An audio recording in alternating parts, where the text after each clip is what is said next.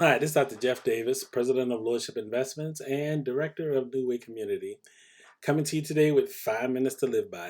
In this program, we look at different topics. We'll talk about Christianity, mortgages, real estate, finance, sales.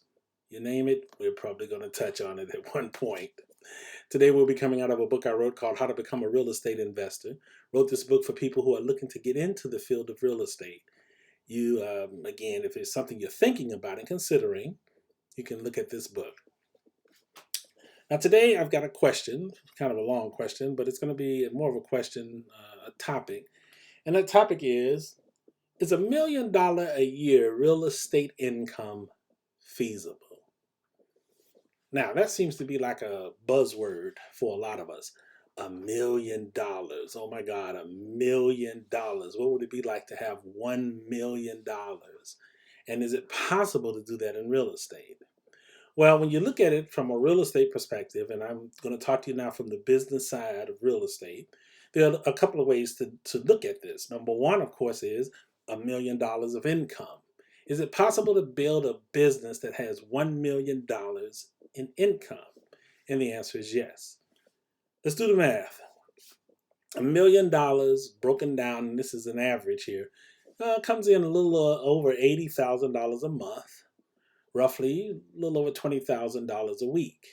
So you say to yourself, well, what in the world can I do that's going to give me $20,000 a week on a regular, consistent basis? Well, there's a couple of things that you could do. Let's look at the wholesaling side of it, for example. The average wholesale contract in your region, I mean, nationwide, could be anywhere between $7,000 to about $15,000. So let's just be conservative and say it's 10,000.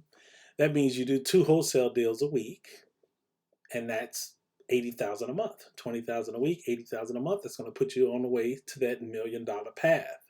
Let's say that you're looking at it from the standpoint of fix and flip. Average flip is going to be somewhere in the area about between 35 on the low end to about 50 on the high. So let's say we're talking 40,000. Well, that means that you close on two flips a month. Could that put you on $1 million income? Yes, that's 80,000 a month. You'd be there. Let's talk about rental income. You look at the average income that you would generate having rental property.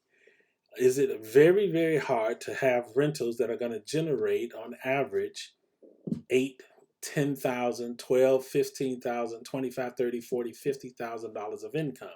Now, we're not talking net income. We're talking gross with these numbers. This is just how much are you actually claiming that you have received before expenses.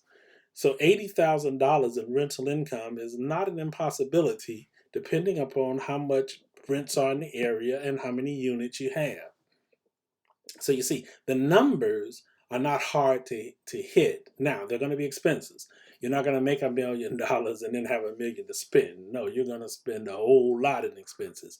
But as we've talked about before, with real estate, you not only have the net income from the rental income that you receive, or the business side of it, whether it's wholesaling or fix and flip or rentals, but you also have all the expenses that come along with running a real estate business. And so those expenses could help to shelter virtually all of that income.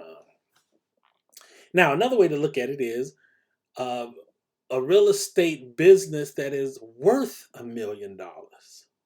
So here, let's say, for example, you own investment property and you look at the equity within those properties. So maybe you have a property where you owe $100,000, but it's worth $200,000, and it's a rental that's generating income for you. So you could become a millionaire by assets just by owning properties where there's enough equity to add up to $1 million. And again, it depends upon how you buy, it depends upon where you buy, it depends upon what your mortgage indebtedness may be. But is it possible to put together a portfolio that's worth $1 million?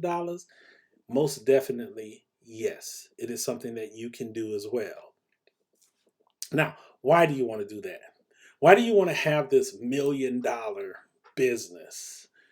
Let's go back to the real estate, the income side of it. Because if you're going to make money in real estate and you're going to run it as a business, you need to make sure you're paying yourself a salary. I don't care whether you're wholesaling, fix and flip, or you're a landlord. You need to get paid. Sometimes the mistake that we make as investors and people that are small business owners is that we put everything into the business and we don't position ourselves to take anything out.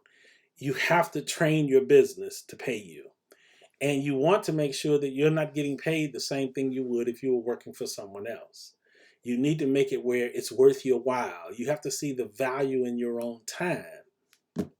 And the same thing with the million in assets. If you go to a lender and you can show them that you are buying a property that has $1 million in equity, even if your income is not substantial, that $1 million of equity can help you to buy most anything you want to buy. You'll be able to go into some places and you'll be able to buy properties with no money down. You'll be able to go in and get the car of your dreams when they look at your portfolio. So again, you want to be able to build something that where the income from it and the equity in it benefits you personally.